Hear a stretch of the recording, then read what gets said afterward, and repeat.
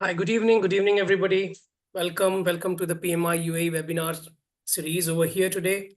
If you're joining from other time zones, good afternoon and possibly good morning if you're on the eastern part of the things or the western side of the things. So we welcome all of you with all full heart so that you can really make best use of the next 1 hour with our esteemed guest. And then also as a continuous journey of shared learning, we from the PMI UAE chapter is always thriving and striving towards bringing the right knowledge, bringing the right skills, and more information as well, right? Because we are seeing the world ever changing, and hence we also keep on bifurcating our webinar series and the topics with the diversified speakers throughout so that we can get the holistic view of the whole economy and then we can drive ourselves in the field of project management. With all due respect, I'm Anchal Chaube, and I'm led by the team of events at the back end with me, with my colleagues Joyce, Amir, and Parvez at the moment today, who are there always to make these webinars as much interactive and as much successful as possible with rest of the team from the other side of the PMIUA chapter. So we will take more 2 or 3 minutes. We allow everybody to join us during this time. They might be late a bit, but we welcome all of you again. And then please make best use of this time as a shared learning and also introduce yourself in the chat. And then you can also share your LinkedIn profiles for the people to network in that moment.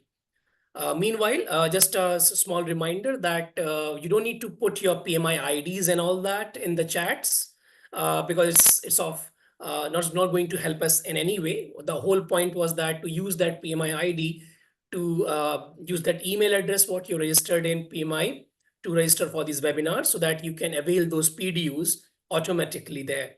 But if somebody is still struggling to get the PDUs from these webinars, if they are regular audience to this webinars. We will be sharing one email address at the end of this, at the beginning of my session when I'm going to present my slides for the PMIOE chapter introduction. So you can utilize that email address to reach out to the membership team and they will definitely try to do your problem solving from their end. Meanwhile, thank you so much for joining us. And then we will wait for 2 more minutes to see that how many audience we will get. We had near about more than 300 registration, which was quite a phenomenal number over there in terms of audience. So we are absolutely looking for 50% or somehow to see that they join us from different part of the regions. So far, we have seen that people from GCC always joins us because of the time zone, but not a lot. Even people from Europe and East Asia also have joined us at many of the webinars. So looking forward to see you all together again, and then we will continue our webinar session in a couple more minutes.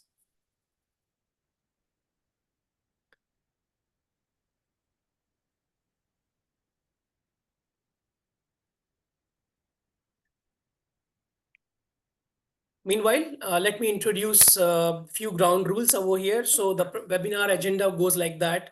We will be starting with the one small slide presentation where I will be introducing the PMI UAE chapter, what we are, why we are, what is our mission and all that. And then we'll be sharing some information about the coordinates, social media, so that you can make best use of that. Of course, our agenda for today's topic is in front of you already, agility and entrepreneurship. And we welcome to our guest, Mr. Nemanand from Dubai Customs, who is there. Hello, Mr. Nemanand. I hope you are doing well. Hi, good evening, Anshul. Good evening, sir. Hi, So good I think everyone. we are definitely quite excited to know what is your experiences and what you're bringing to the table to the audience. We have the audience predominantly coming from different sectors, uh, manufacturing to service to operations to logistic, you name it and you get it. Of course, people from IT will definitely will be there in all sort of functions, but yeah, that's the diversified audience and we are definitely excited to learn from you. Of course, we will be taking the time at the end to get into the Q&A round, which we know that Mr. Neman is also quite excited about it to know what audience thinking is about, how we can try to have a good discussion around the topic. And then he will try to answer if some of the perspectives, what you're bringing to the table with the questions. So we'll keeping last some time for 5 minutes or something, or whatever the time allows us to try to answer all the questions. And then definitely we will see that how we can make best use of this time. Meanwhile, my name is Anshul. I'm reintroducing myself. I'm the part of the PMI UAE chapter team. And then from the event team perspective, we are also organizing few workshops at times. This is our into our goals, and we are trying to achieve that as well. Recently, we have done one workshop, I think last week on Sunday. But yeah, we will be continue to do so as and when we get the right choices for them as well. Meanwhile, today's topic, what we're going to discuss is agility on internship, entrepreneurship, and then this topic is a kind of is a very kind of broad topic in itself, but it's going to cover a lot of synergy between agility and then the ventures. What is the mindset around agility? Possibly the startups versus established organization. How do they see the agility in the different lenses? Leveraging technology, challenges around that, and then of course the case study and future trends as well. So before we take the deep dive with our speaker, our housekeeping notes include that please keep yourself engaged during this time. Okay, try to make not to try to diversify your attention so that you can get best time of that particular moment, and then engage into the good question and answer round to accommodate what we get in a good discussion at the end here. So make best use of your time by putting the thoughts into the chat section, and if you have questions, try to put it into the Q&A section. That's what it meant for, right? So that really helps us to segregate the normal discussions with the specific questions, which will be tying up to the speaker. So please do that in the Q&A section if you can do so. So allow me to share my screen. I will just bring the slide up for PMI UAE chapter, and then let's introduce ourselves to that. A minute. Yeah, I believe it shall bring the slide up now. I think it's there, yeah.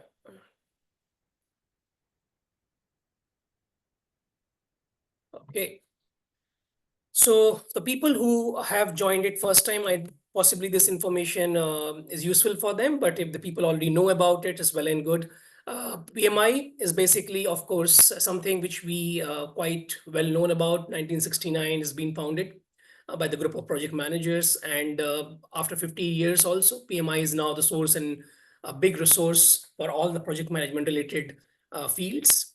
One of the largest professional association in the world, and then of course it issues the credentials and standards throughout. We also get trainings and accreditation in communities, and then also a lot of knowledge content get published to the sponsors as well as a part of research and leadership.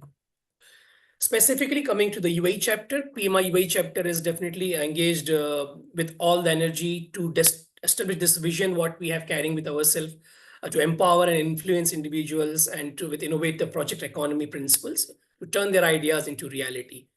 And the mission statement goes like to disrupt and create value to value-driven opportunities, basically, to our chapter members, which is, I believe most of you must be, and then the partners to become agile. Again, we are talking about agility, today's topic, so that resonates with that.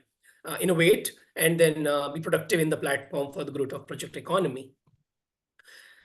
Some interesting facts about the members. Basically, all the chapter is run by 100% volunteers. Near about 4,000 plus active chapter members we have in the UAE. At the moment, it's also ranked among the top 5 chapters in the EMA region. And our focus is on the top leading industries and trends. And of course, we are serving the community with the wholeheartedness with the PMI certified holders alongside the project and program professionals. We depend on you to make the chapter activities as much as interactive and invigorating as much possible. A few of the pictures which you can see also goes with the workshops and other events there. Our board of directors and our president, Mr. Adil Sultan, is leading from the front as a chapter. And then we see that all other board of directors is helping him out with all other respective functions to carry out the chapter activities. Coming to the membership benefits, we carry some kind of specific benefits, of course, being the part of chapter members. So, of course, you get a networking opportunities when you come to events, collaboration opportunities if you are already the volunteer, We do knowledge and learning sessions as well. Of course, we are planning to do some more work around the career growth perspective. Uh, Plus events, which this particular series, what we're doing today, is the part of diversified webinar section under the events pillar there.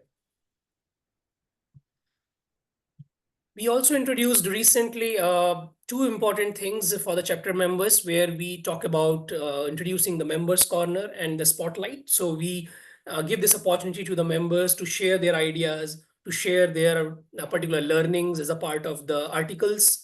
And also we recognize the contribution made by the volunteers then and then therefore. This is the slide I was talking to you about at the beginning. So this gives you quite a few of email addresses for the membership. You can see the membership at pmiua.org. For the general inquiries, you can use info@pmi.ua.org and then the social media handles. Please follow us on those handles if you like to. And then this gives you all important information about the events and then further opportunities, what is arising and happening around the chapter. These webinars are getting recorded and getting published over the YouTube channel of the PMI UAE chapter automatically. And then you can see this recording or any kind of slide things if you require as a part of the recording then there. So that was the information around the chapter part of the thing. Now let's get back to the table there and we see that basically Mr. Nemanand, what it brings to us is, I would like to introduce him in a couple of lines before we hand over the stage to him. Mr. Nemanand is a strategic program manager, and he's also a specialist in digital transformation at Dubai Customs. He has been working in the Dubai Customs for a long stint of 14 years so far now. So, and he has spearheaded the several high impact initiatives, including implementation of Dubai government's e-commerce strategy in collaboration with global e-commerce, logistic companies, and free zones. With a proven track record in driving growth and innovation, his visionary leadership has transformed Dubai Customs' digital landscapes and fostering sustainable evolution around them. So with that, I would like to give the stage to Mr. Neman now, and then we will see that how he brings all this important information and ideas and thought crisp to all of us. Over to you, sir. Thank you, Anshul. Thank you for your kind words. Good evening, everyone. It's my pleasure to join you for this discussion. We will talk about agility and entrepreneurship. And, throughout this journey, I will try to give you some of the examples from my side, from Dubai Custom, as well as from the, you can say, GCC, and help you understand how they, goes together and how they are relevant in today's state.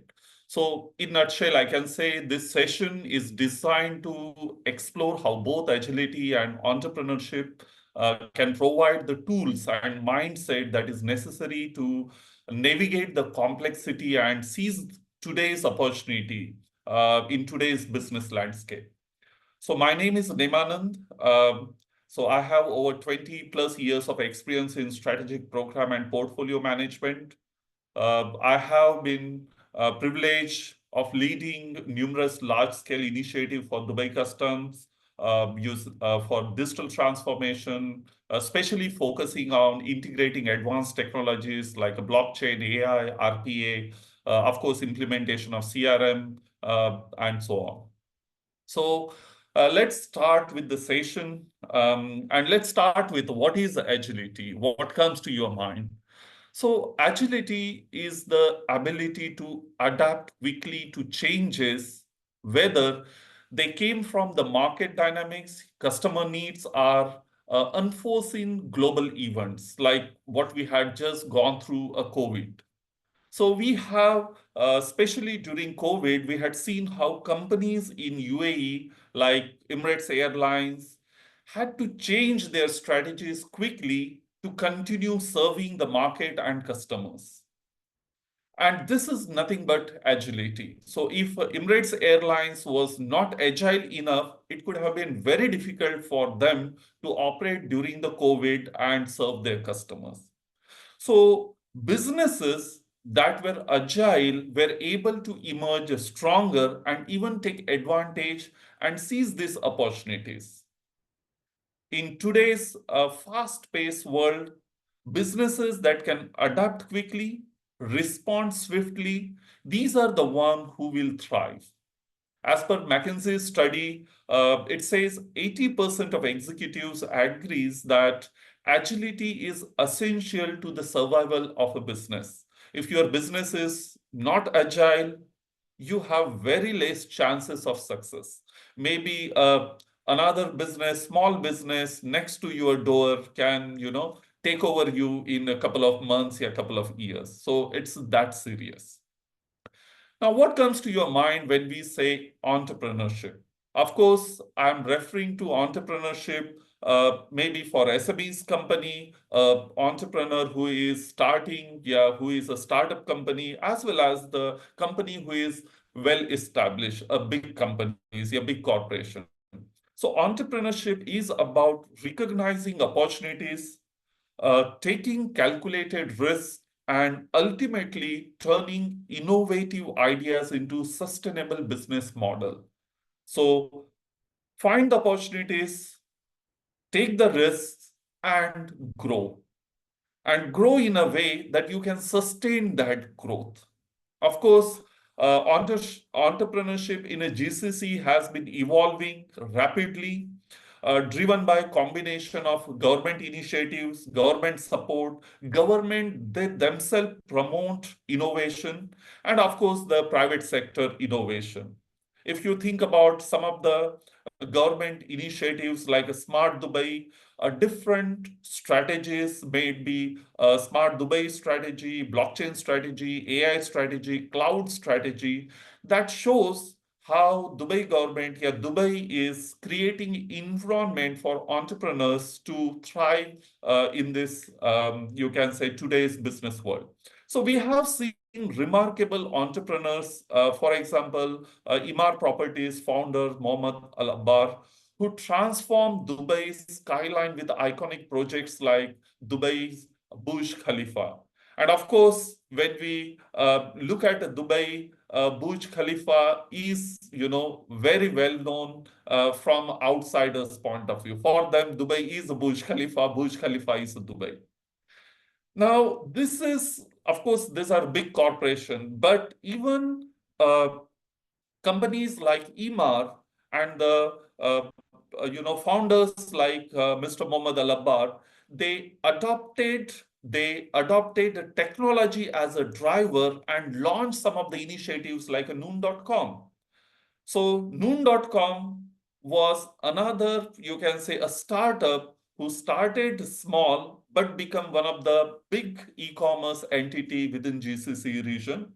And today you can see how they are growing, not only at the Dubai level, but across the GCC. So we can safely and say successful entrepreneurs are defined by their agility, by their ability to innovate, take risk, and adapt. So there are opportunities, and as an entrepreneur, we want you to grab those opportunities. Looking at Dubai's landscape, Dubai Economic Department has SME, you can say small, medium companies, a startup ecosystem where we try to promote SME culture and we try to promote entrepreneurship. Now, the interesting part is what is the intersection? So what is the intersection between agility and entrepreneurship?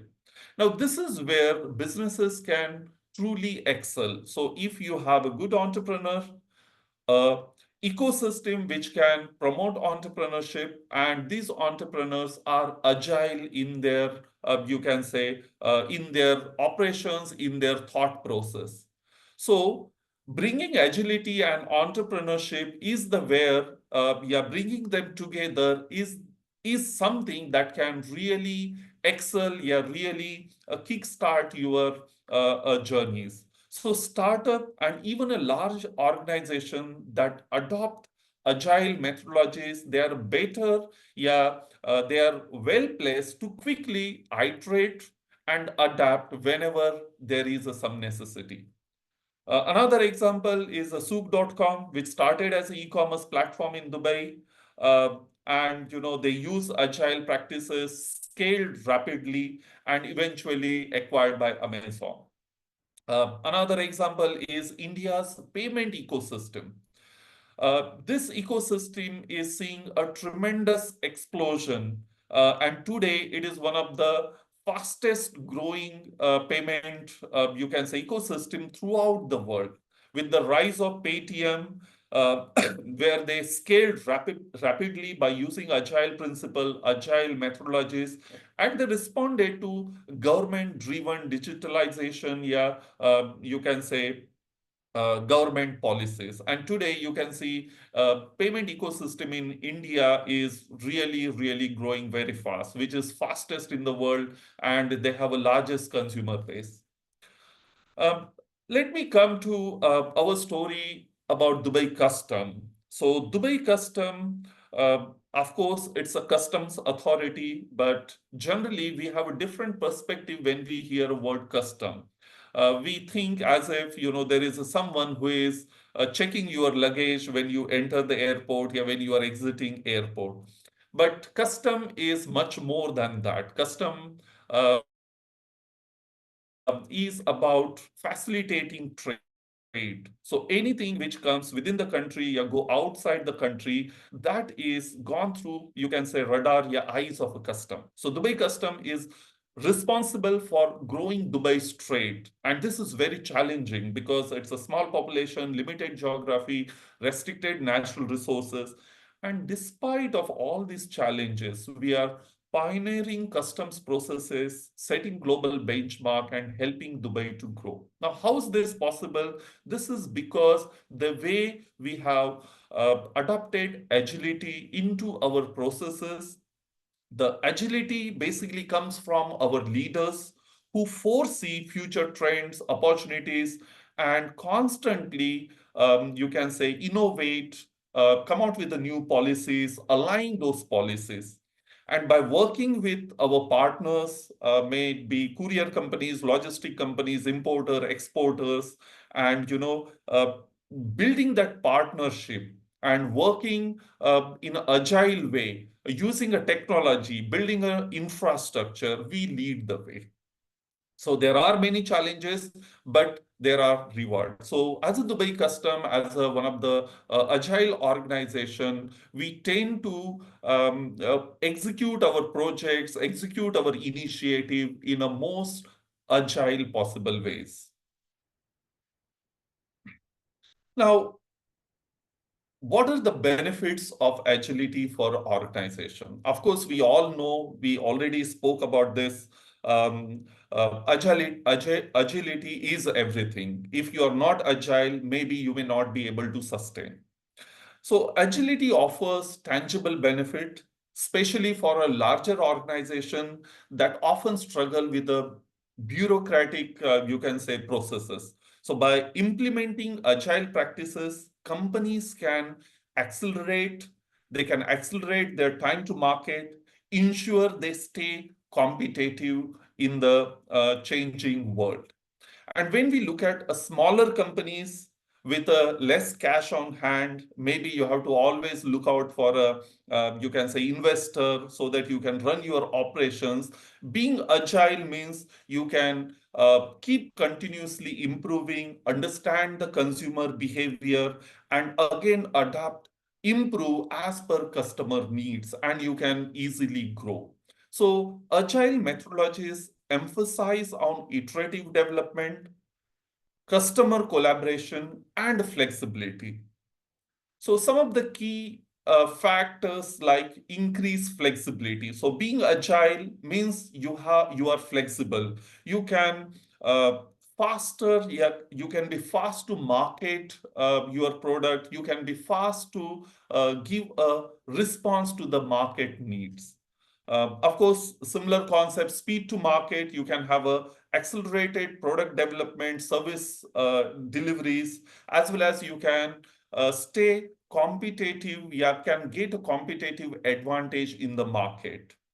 Innovation, agility allows you a constant feedback loop. It allows you to constantly innovate. So making innovation a continuous process can help you, yeah, the agility can help you to do that. And of course, resilience. So these are some of the areas where agility, can bring, yeah, they can help you to bring this on your table and you can get a maximum out of it. One of the example from Dubai is a Kareem, a taxi company which we all know at some point in time you must have used their services. So they constantly use agile practices in their project, in their initiatives. So these agile practices helps them to continuously improve, listen to customer needs, customer, you can say even complaints, and continuously improve their services and stay ahead of competition. Another example is Majid Al Futain. During COVID, their general focus was always retail, but during COVID, they venture into omni-channel retail strategy. And post-COVID, you can see today most of the Majid Al Futain services are online available, and they offer omni-channel. You can buy everything that belongs to them through websites, yeah, through their mobile apps. As per BCG, it says agile companies are 1.5%, yeah, 1.5 times more likely to deliver products on time. With a changing consumer demands, with the increasing adoption of e-commerce throughout the world, consumer demands are also increasing. Earlier, we used to be happy when we get goods at our house after one day, yeah, after 2 days, yeah, maybe even within a week. But that number reduced from week to maybe couple of days, to next day delivery, to same day delivery, and now we are talking about maybe 4 hour delivery, yeah, 15 minutes delivery, especially for groceries and so on. So basically, consumer demands are increasing, and for organization to meet those consumer demand, you have to be agile in your initiative, in your operation, in your design, in your thought process, in your strategies. Earlier strategy used to be 5 years, 10 years strategies, but now that has been shifting, that is changing. Now you are looking at maybe 1 2 year strategy, and then you are trying to be agile and try to come out with the initiative to meet those strategies. So what are the strategies to build a agile culture? So when we say agile, yeah, agile entrepreneurial culture, so it can thrive uh, based upon certain areas. Like if you always focus on iteration, if you always focus on continuous learning, ability to take a risk, if you always think about using a cross-functional team to work together and innovate, yeah, to mitigate the challenges. So through this, it is possible for you to build the strategies around agility. For example, excuse me. For example, when we think about building a new product, you can see nowadays you can get your fuel, your petrol at your house. So services, Kafu, as well as other services are available. Now, if you look at their journey, they started slowly, they listened to customer need, they done the you can say iteration in terms of what kind of services they can offer, how they can offer the services. They took a big risk because it was not clear whether these services will be really liked by customer, because being a smaller geography, small location, people can drive, and there are hundreds and hundreds of petrol pumps over here. But by listening to customer demands and customer needs, you can see these services are very popular. So basically, it's all about encouraging experimentation and accept the failure on the line. If you fail, just fail fast, learn from it, and try to, get those opportunities.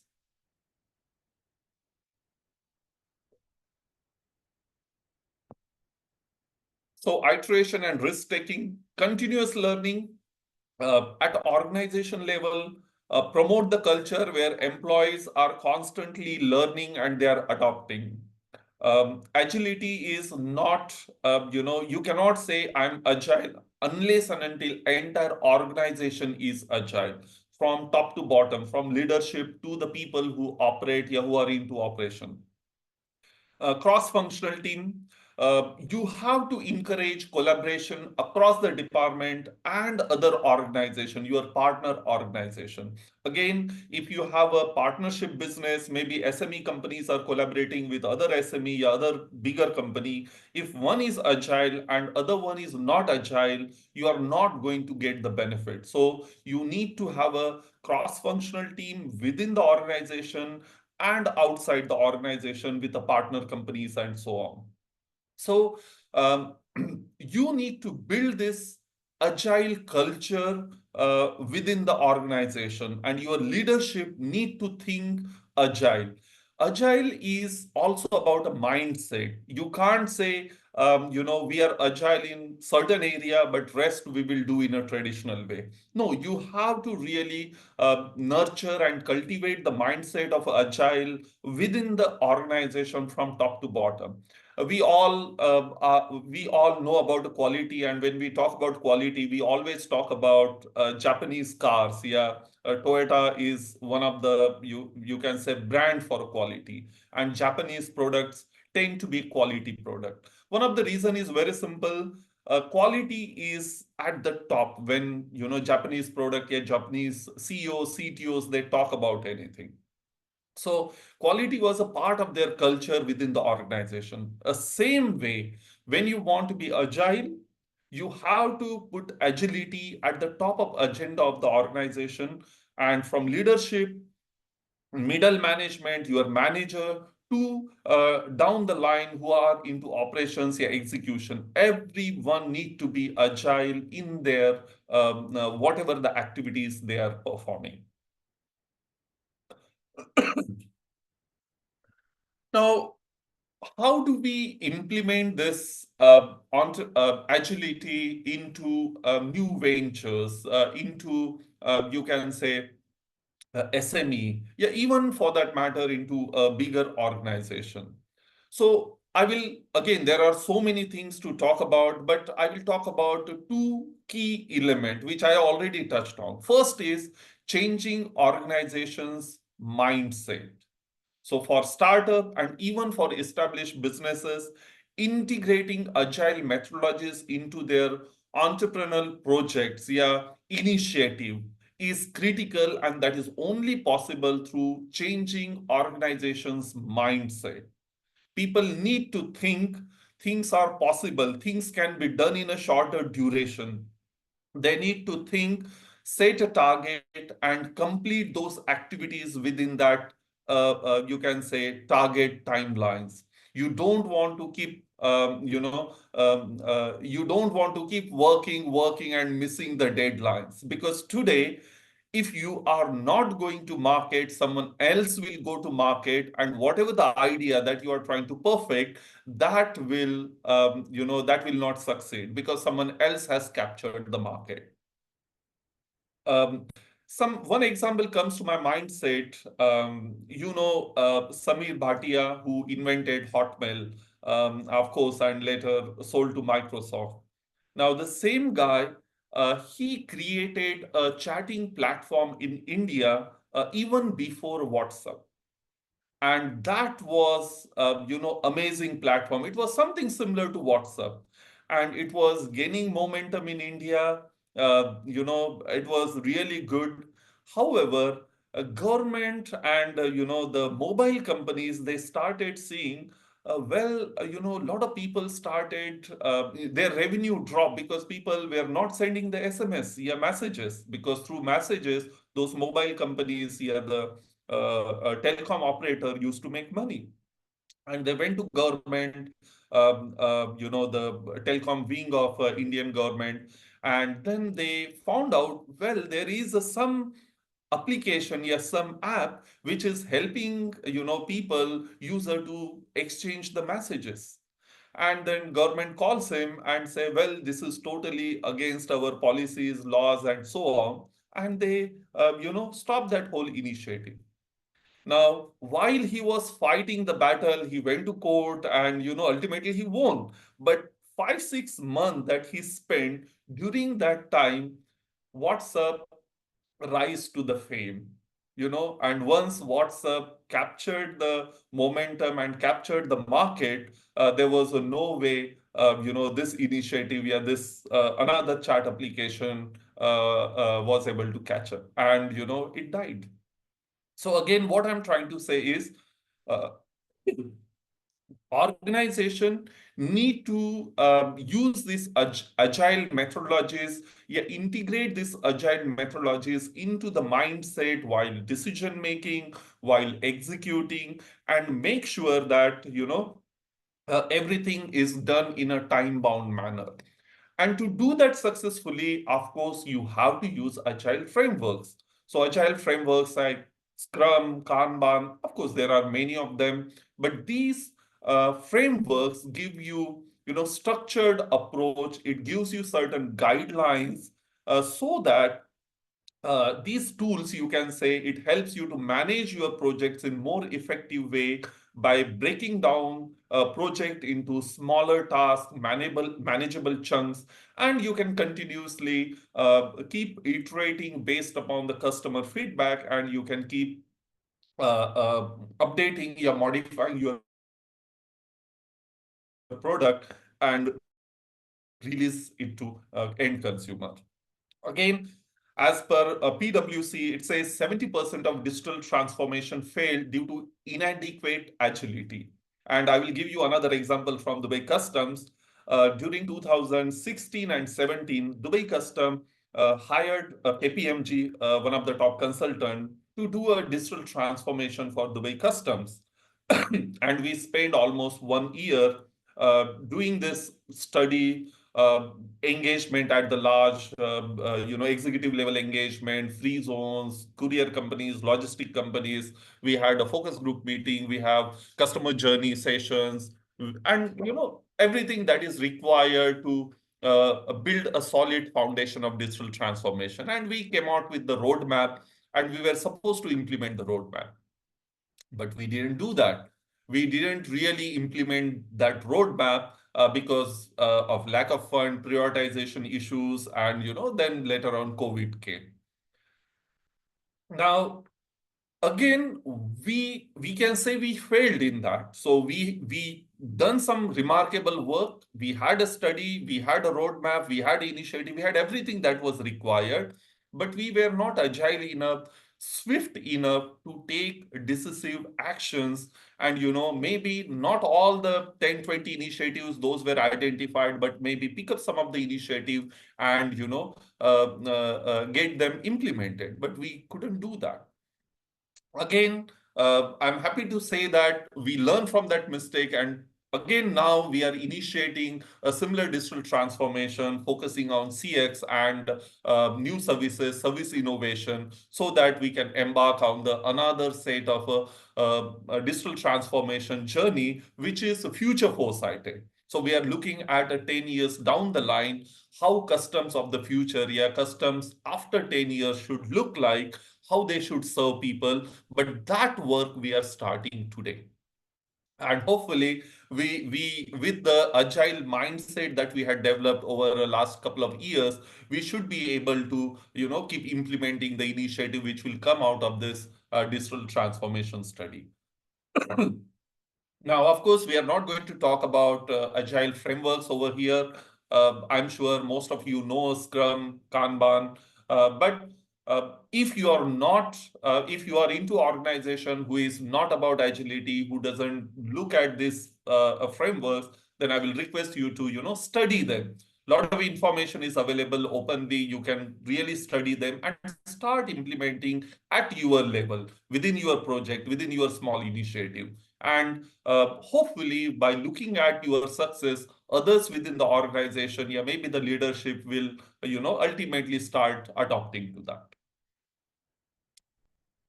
Now, what are the challenges of implementing agility? One of the main challenge of agility is organizational resistance to change.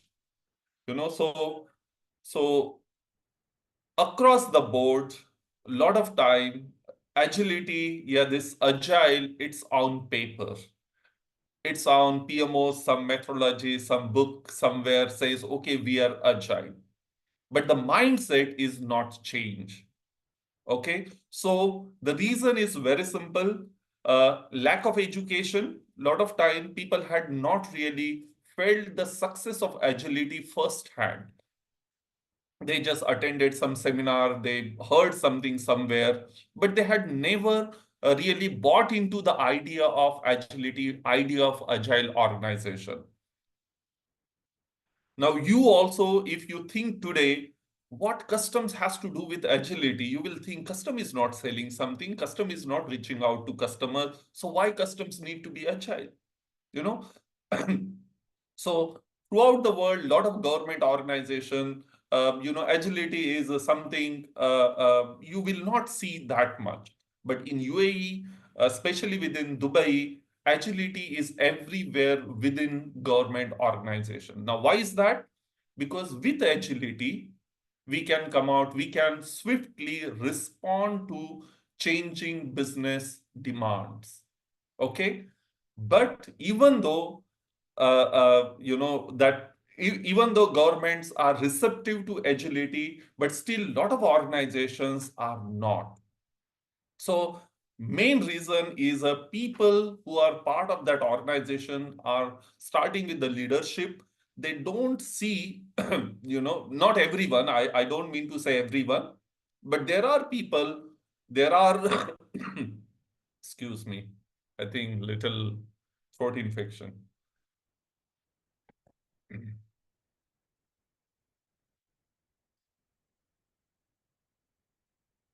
So there are organizations here, some of the leaders who still are not bought into the idea of agility. So organizational resistance to change from leaders to the middle management. Um, Now, if you think about one of the example, how there was a resistance to change and how it was overcome. Um, Again, during the COVID, we saw how Emirates airline was responding. There were time where lot of flights were cancelled, stopped. Then they came out with the thought process, the SOPs. They again, invented certain ways to manage the situation and came out with the SOP and allow, certain flights to operate. But that was not good enough because the public at large itself, they were not flying. The globally, no one want to take a chance and fly. So uh, Dubai's airlines, especially Emirates, they used this opportunity and they diverted a lot of their flights into cargo operation. So they had flights, they had people, so they used those resources, existing resources, diverted that into cargo operations. And you could see during those 6 months of period of COVID, peak COVID, lot of flight, lot of goods were transiting from Dubai's airport. And the cargo spike for airline operation was exponential. It was exponential growth. And I'm sure most of you guys know last year, the kind of bonuses were announced for Emirates employees. So you can see they got a massive, you can say, means they adopted to the situation. They use existing resources and use that opportunities and went into the cargo operations, and they were running the world, moving the goods throughout. And of course the brand Emirates airline, brand Dubai was also important because worldwide, people thought no, Emirates airline has a capacity to, serve them during such a, you can say, during such a period.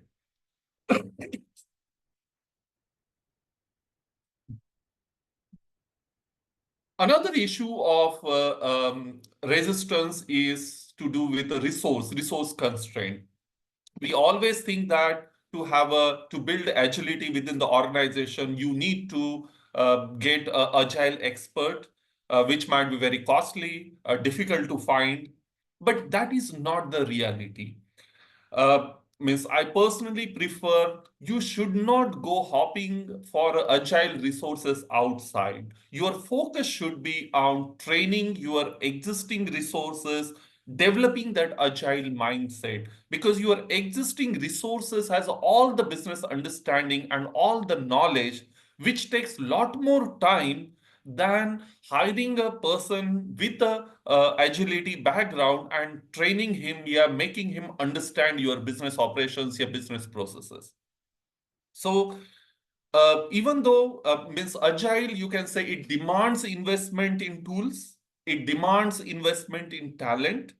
um, However, the approach should be you start in-house, start internally. Of course, once you scale, you need more resources, then you try to go out and get the resources. Of course, you can always augment from outside resources, but it should not be thought like, let me go outside, get the people, and then we will start our agile journey. That may not be, that successful.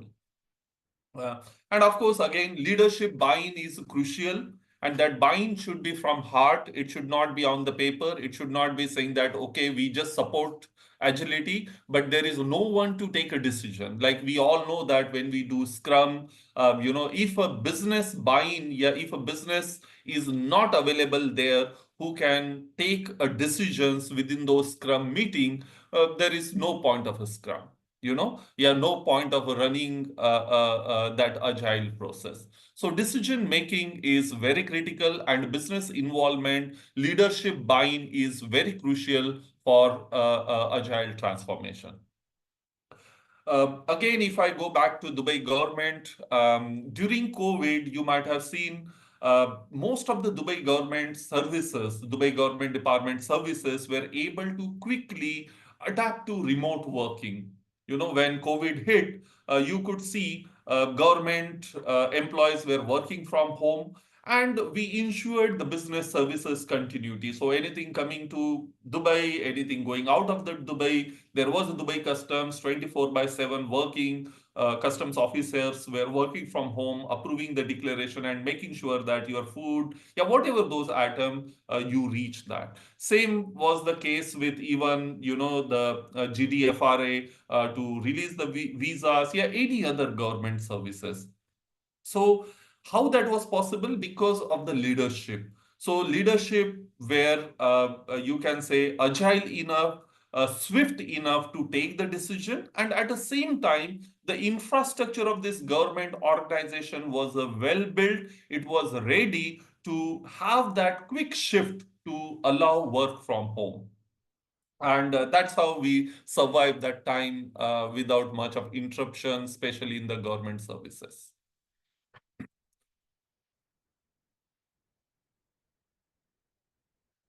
Now, what is the future of agile strategies, yeah, agile business strategies? Um, as business environment become increasingly complex, increasingly competitive, unpredictable, the importance of agile business strategy will continue to grow. So there is a complexity, there is unpredictability, okay, and there is a changing, yeah, you can say rising customer expectations, yeah, business expectation. So in this context, the agile business strategy are continue to, yeah, they will continuously grow. So agile business strategies are essential to navigate the challenges of today's fast-paced world. Companies must be able to quickly adapt to market changes, respond to customer need, and seize any new opportunities. Okay, so your strategies has to be agile. Again, to thrive in the future, organization must be agile at their core. Once again, the agility at the core, yeah, in the DNA of the organization. So you have to foster the culture of continuous improvement, rapid response to external changes. So all these are a part of agility. So your strategies has to be agile. They has to incorporate agility within them. Now, what is the role of technology? How technologies are going to play a critical role into this? So I will take a couple of minutes towards the end. So let's look at the technology. We all talk about artificial intelligence. So looking ahead, emerging technologies will play a critical role in enhancing agility of organization. So entrepreneurs, more and more, they are looking for using these technologies for their business growth. Technologies will empower business to remain flexible, innovative, competitive in the you can say rapidly changing landscape. So technologies like artificial intelligence can significantly enhance the agile strategies by providing deeper insights, automation in terms of faster decision making, predictive analysis. Again, it can help you with the predictive decision making, predict the future outcomes, allow business to make proactive decisions. Automation, we all understand. Real-time insight, the AI tools can provide a real-time insight and it can help you to take a quicker decisions so that businesses can respond to changing business dynamics swiftly. In nutshell, we can say technology is going to play a critical role in the business agility. And the last critical point is about agile portfolio management. Now, yes, we all see there is a agile project and we execute in an agile way using Scrum, Kanban. But what at the top level, at the portfolio management level, how agile is your portfolio? How is your decision making at that level? So portfolio management also need to be thought from agility point of view, because again agility starts at the top. So there should be focus on creation of value. So when you prioritize the project, when you look at the ROI, you have to see who is going to create the business value, and accordingly you will need to prioritize. You have to continuously review the portfolio. Gone are the days where portfolio used to get prepared at the beginning of year. You have a budget allocation, and those projects are finalized, and you execute the project. No. Now the new portfolios has to be continuously evolve, continuously monitor, continuously you can say reprioritize. You have to involve right people to shape and manage the portfolio. Portfolio management has to happen at very topmost highest level. So the leadership, yeah, your executive team, they have to work very closely on the portfolio management. Again, it should not be like project was approved, budget is allocated, let's execute the project. No, there is always a possibility midway down the line, you may need to stop that project, you may need to kill the project, yeah, reprioritize another project. Clearly and continuously, we have to demonstrate the portfolio is delivering optimum value. So you might have heard about benefit management. You might have heard about how to identify the benefits and continuously monitor and manage those benefits. So we need to make sure that whatever the investment you are doing, you are going to get a optimum value out of it. Encourage innovation and creativity, and of course encourage collaboration, partnership, and empowerment. So all this aspect has to be put into the portfolio management, which we will call it as a agile portfolio management. And to summarize, we talked about the role of leaders, but I want to summarize over here. Agility is not possible without leadership. So there is a critical role of a leadership in agile transformation. Effective leadership is crucial. So they need to champion agility, they need to empower teams, they need to help you invest in learning, they need to collaborate and make decisions with you, and of course they need to be open for a communication. So I can say by championing agility, empowering team, investing into learning and fostering communication, leaders can drive agile transformation and position their organization for a success in today's dynamic business landscape. So this is where I will, close the session and we'll open up for a Q&A. Thank you, Yes, sir. Anshul, over to you. Thank you, Neman sir. I think we have really done well in terms of timing as well. You are quite on time to cover all the bases clearly and very precisely, and you went into the depth also. You showcased the some examples initially of Noon, and then of the Dubai customs journey about how to respond to the change and how did that really happens. You talked about Emirates as an example. That was a quite impressive one, I believe so. And then basically, what are the constraints with that changes of agility as a part of entrepreneurship mindset? So you really have covered really good base. I think that's give audience a bright idea about what we talked about today. So we see at the moment three questions, but I encourage everybody to really ask better questions as well. If you have in your mind, don't try to shy away. We'll try to cover them as much as possible. So the that means begin with the question for you.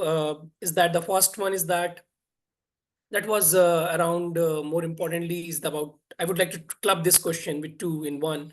When we talk about agility as a mindset, okay, in the last couple of two slides or three slides, in fact, you spoke about it. Would you what would be you consider is the best way to introduce agile mindset when the organization might not has really a good buy-in about it, or because of the possible reasons, because of the capacity, because of the capability, because of the inertia, whatever you say it, when they're totally unfamiliar, for example, that's something called because the eureka moment has not come to them. That eureka moment still has to come. Or how to guide an organization in that level where in the leadership, sometimes you're not the part of leadership also. Sometimes you are the part of leadership, sometimes you're not. So how to bring this buy-in and how to bring this mindset to them? What's the way for the audience? So, fantastic question, and this is one of the most challenging part of being agile. Yeah, to put this agility into minds of leaders. Um, so, of course, there are a couple of strategies. One can be starting with, hiring a consultant because, again, I'm keeping GCC in mind while answering. So, a lot of time we see you get PwC, BCG, yeah, some big names. They come, they talk about agility. So the message sinks in easily. So leaders tend to, take that as a positive, yeah, that as a, you can say, word of wisdom from some well-known entities. So that's of course one possibility.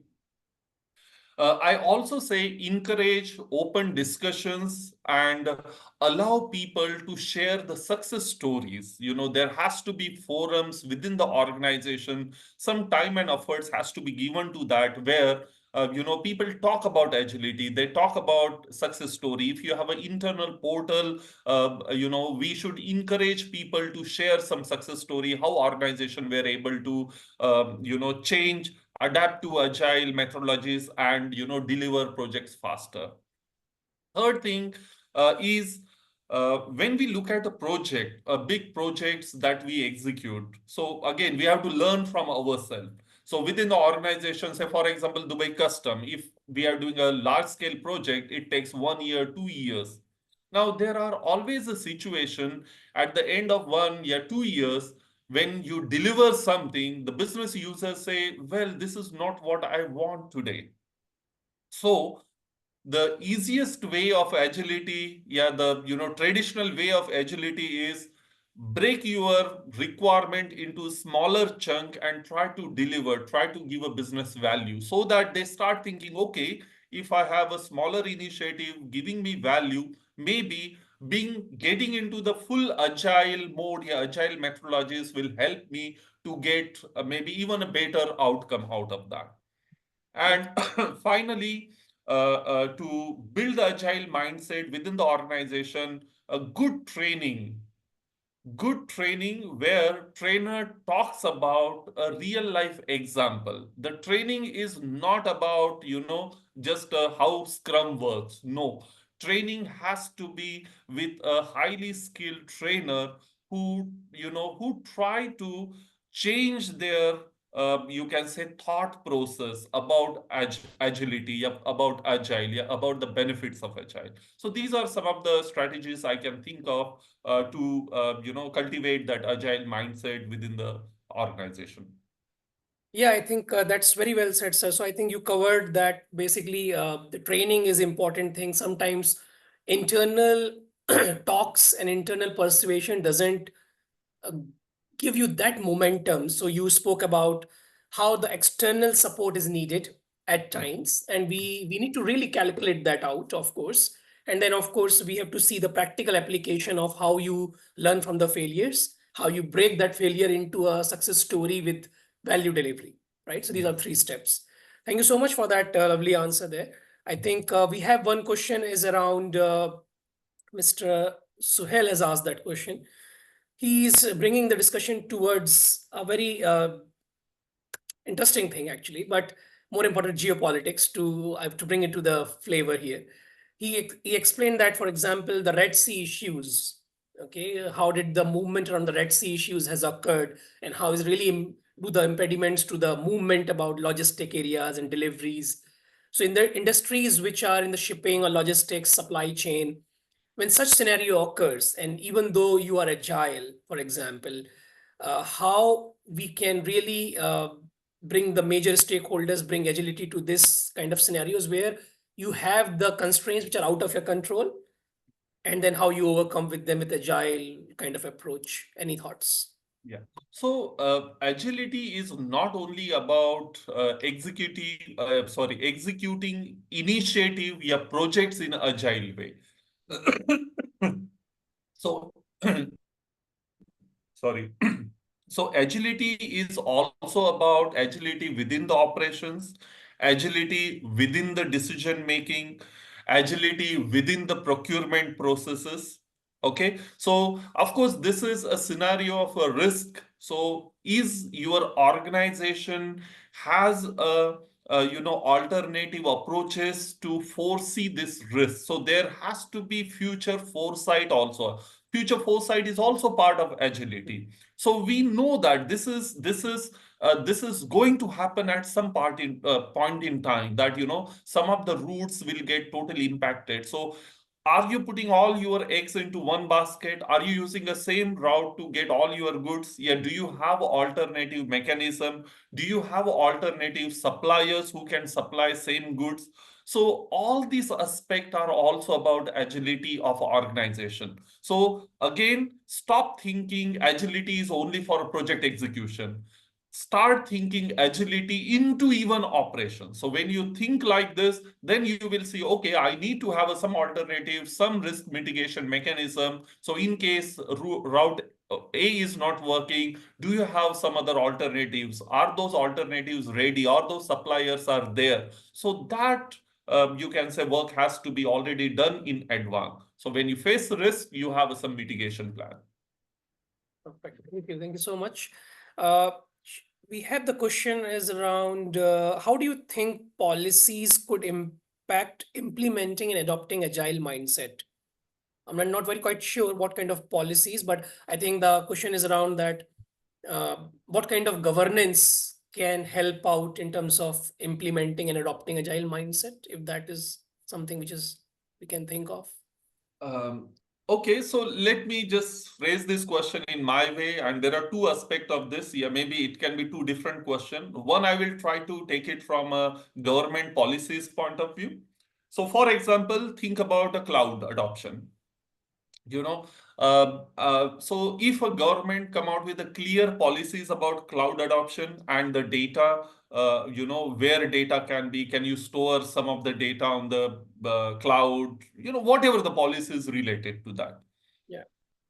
Now, organizations, especially big organizations, they are not scared of taking certain decisions and investing, but they are scared when there is no clarity by government on certain policies. Why Dubai is successful into trade? Because we foresee and we come out with the policies much ahead of any other countries in the world. Most of the time, most of the time.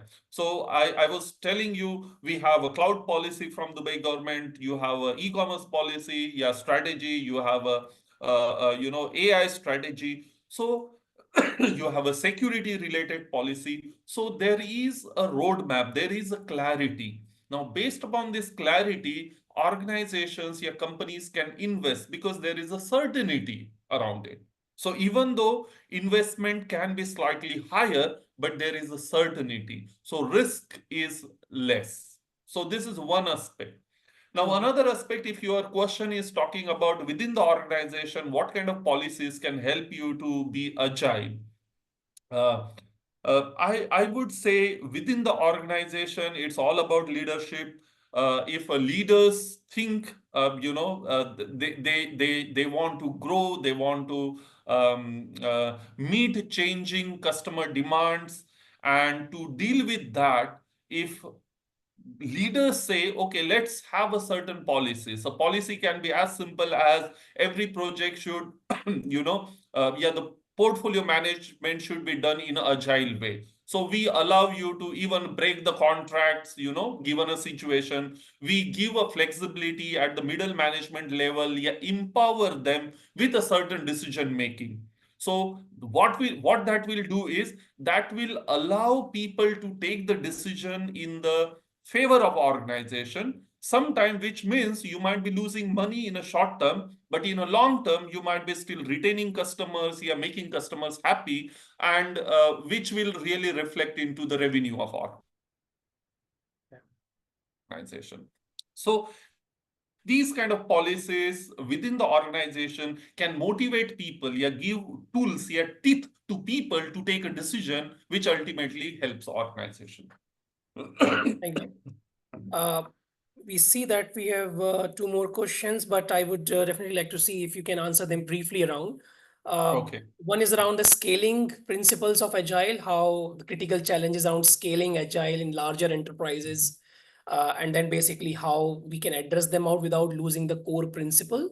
That is one question. And the other one, what we have is that from Shireen is that how the really methodologies of Agile can be effectively applied in the infrastructure related projects. What are the adjustment needed to ensure their success? So very two different things. Of course, one is scaling Agile challenges and addressing, and infrastructure projects. Any So, thoughts lastly? so I would say scaled agile framework is already there, which basically helps you to understand the challenges of a big projects, and how that scaled agile framework can help you to mitigate those challenges and run those projects. So I would just recommend to study that framework, understand it, and that should take care of most of the thing.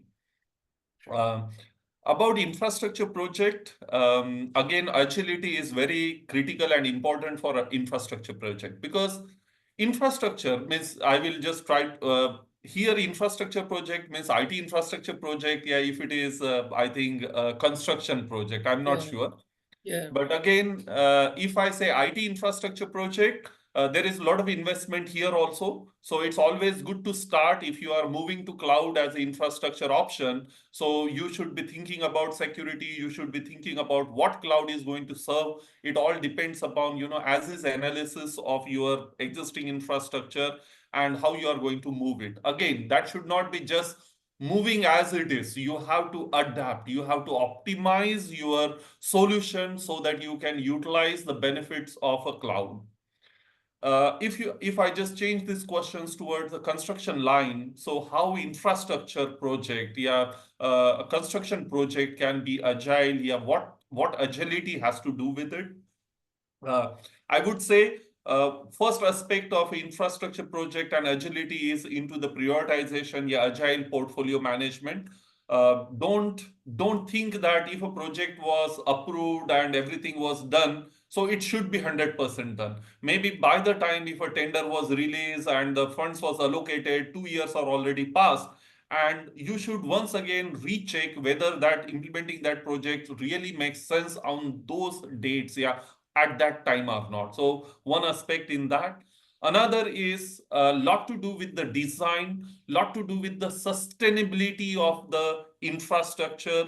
Yeah, even using the sustainable methods, yeah, the materials within the infrastructure. So looking at the long term, uh, so uh, of course, construction as a physical activity you cannot do in an agile way. So it has its own construction process. So that is going to happen. But anything to do with the design, anything to do with the engineering, drawing, those things can be definitely done through agile approach, agile methodologies. Thank you. Thank you so much, Mr. Nemanand. I think we are already running short of time now. So I think before we close out for the today's session, people who want to reach to our speaker, Mr. Nemanand, his contact and LinkedIn is already being shared in the chat section. You can directly approach him out and post your question for that sake. Also, we have the recording available in the PMI UA chapter YouTube channel down the line. So you can pick it up from there. And also regarding the PDUs, I think these questions keep coming back, how to get the PDUs. So the process is pretty straightforward there. Please remind it of when you register for these webinars, use the email address which you have used while registering for PMI. So if you do that, so automatically the PDUs will get calculated and get accumulated to your account. So there is no other separate process for getting PDUs. At the time of registration itself, automatically is linked to your email address, what you're registering this webinar with, and what is the address in your PMI account that way. So that's the process about PDUs. And I think before we now going to the closure of the webinar, I think we would like to thank everybody, the great audience who have asked the relevant question and your participation during the session. I would like to give a big shout out to our friends in the marketing team. I think who was doing the fantastic job for posting all the information and in the timely information into the groups so that the social media channels. And also without saying goodbye and thank you to rest of the PMI chapter volunteers who have been doing the great work behind the successful webinars, and which includes the people from membership, outreach, volunteering, and finance and governance side. So with that in mind, I think Nemanand, thank you so much for your precious time and taking your right thoughts and putting that into the place with us, with our audience. This is Anshul behind the camera with Amir and Joyce and Parvez. Wishing you a lovely, pleasant evening ahead. Thank you and God bless. Thank you, sir. Thank you. Thank you. Take care.